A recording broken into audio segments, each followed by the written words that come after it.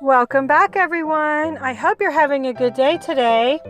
We're going to be in Life of Fred Dogs. If you have a dog's book, go ahead and get your book out now. Remember, you can press pause at any time during this video.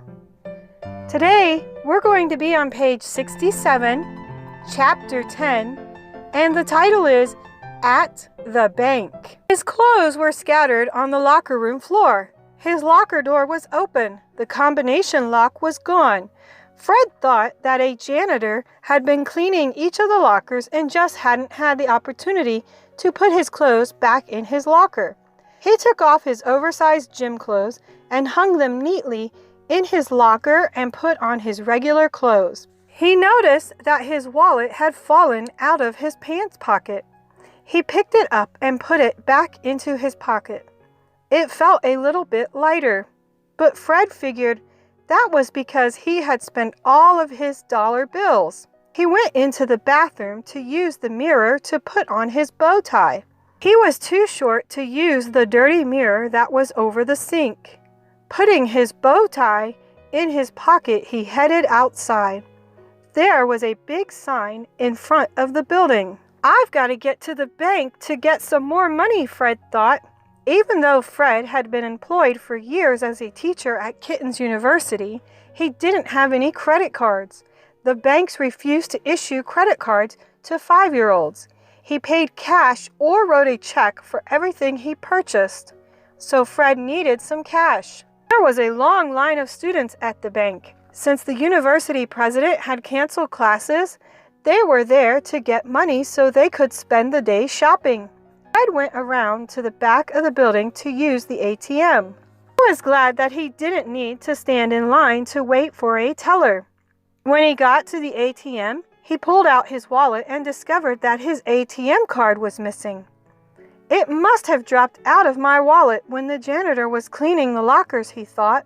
Fred went around to the front of the building and waited in line with the students. The line moved quickly since everyone was there for the same reason. The teller had a big sack of cash and was handing out the shopping money.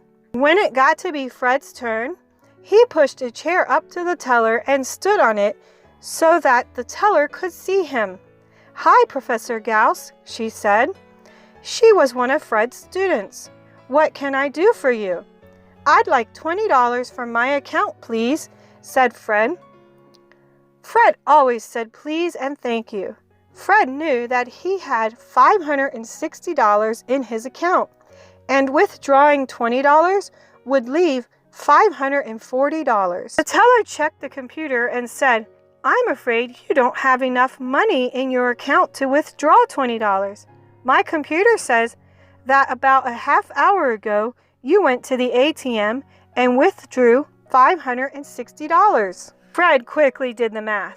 $560 was in my account, $560 was withdrawn, $0, nothing in the account. Fred couldn't imagine how that happened. A half hour ago, he was sitting on the gym floor writing 6 plus 9 equals 15, 7 plus 8 equals 15, 8 plus 7 equals 15, 9 plus 6 equals 15, in the dust on the floor. He couldn't have been at the ATM. Fred thanked the teller and hopped off the chair. He pushed the chair back to where he found it. Fred left the bank and stood in the sunshine. He thought of heading back to his office and seeing Kingy. He would talk over his financial situation with his doll. It was early in February, and Fred's next paycheck would be at the beginning of March. "Oh no!" Fred exclaimed aloud. Several of the students who were still waiting in line outside the bank looked at Fred. Fred realized that Kingy wasn't at his office. He had left his doll in the room behind the classroom where they had taken off their mouse ears. Fred ran to the Archimedes building, down the hallway and into his giant classroom. He headed into the room behind the classroom. There was Kingy patiently waiting for him. Dolls are very good at waiting. "Okay, are you ready for your turn to play? Go ahead and grab a sheet of paper and a pencil. Remember, you can press pause at any time. Let's begin. Number 1. Kingy had been creating functions for Fred to guess. The first one that Kingy thought of was, what is the rule for this function?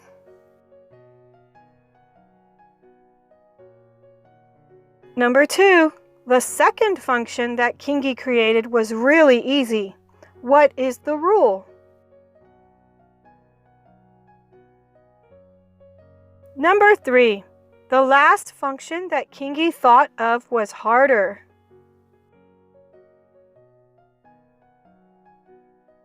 Okay, here are your answers. Go ahead and check your work. Now, are you ready for today's homeschooling meme? Here you go. I hope you enjoyed that one. Join me here tomorrow for Chapter 11. Bye for now.